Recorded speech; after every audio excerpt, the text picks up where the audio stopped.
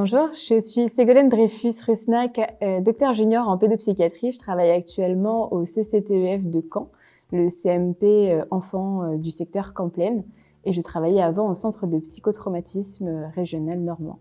Je m'appelle Delphine Avrion, je suis psychologue au Centre régional psychotraumatisme Normandie. Le CRPN Normandie a pour mission d'offrir du soin pour le trouble de stress post-traumatique et pour le trouble de deuil prolongé. Conjointement aux soins, le CRPN a pour mission de proposer des formations et de la recherche. Je travaille également au sein de l'EMPP, l'équipe mobile psychiatrie précarité de l'EPSM de Caen.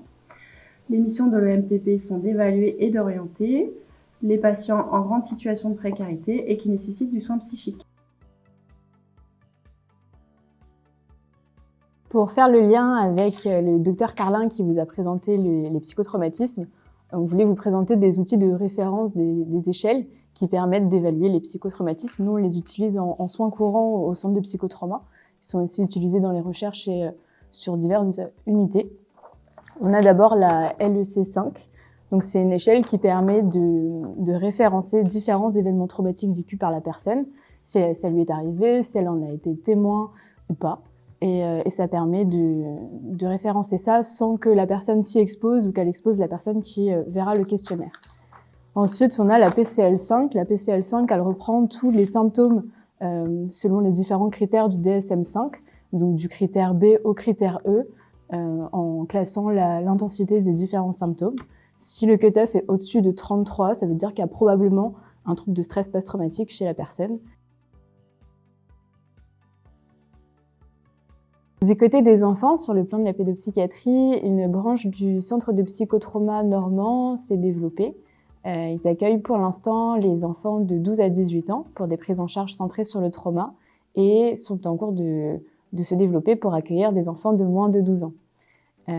Par ailleurs, il faut toujours penser que les populations exilées peuvent avoir des enfants qui ont vécu ou non des événements traumatiques, mais qui sont avec des parents qui peuvent être en difficulté, ce qui implique qu'il peut y avoir des répercussions sur les interactions avec leurs enfants et donc sur le développement de ces enfants. Donc il faut penser à les envoyer sur des soins généraux pour qu'ils puissent avoir accès à un soutien à la parentalité ou à leur développement, et ça se fait sur les services de leur secteur.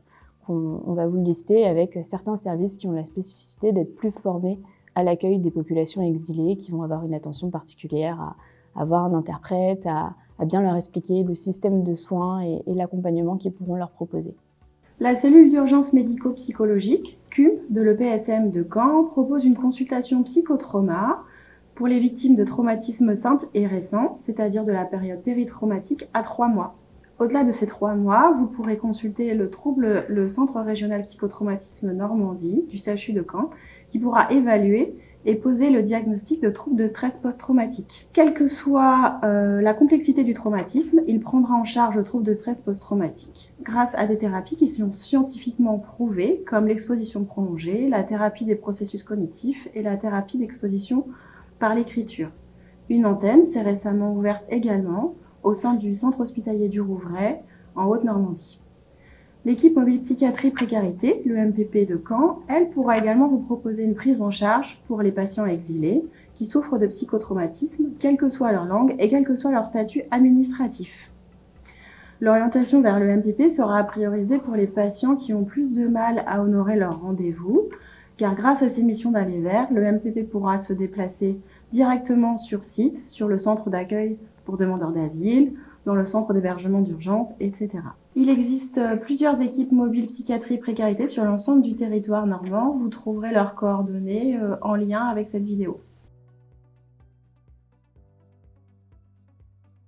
Le Centre régional de psychotraumatisme Normandie vous propose des formations à l'évaluation, mais également à l'ensemble des thérapies ciblées sur le trouble de stress post-traumatique qui sont proposées au sein du CRP. Exposition prolongée, thérapie des processus cognitifs, thérapie d'exposition par l'écriture. Le MPP vous proposera également des formations adaptées, mais elle se tient aussi à votre disposition pour répondre à vos questions, pour échanger sur des situations complexes qui peuvent vous mettre en difficulté via des analyses de situation. Le dispositif transculturel de l'EPSM de Caen se tient également à votre disposition pour vous proposer des formations et des supervisions qui sont plutôt orientées pour les patients avec une grande valence culturelle.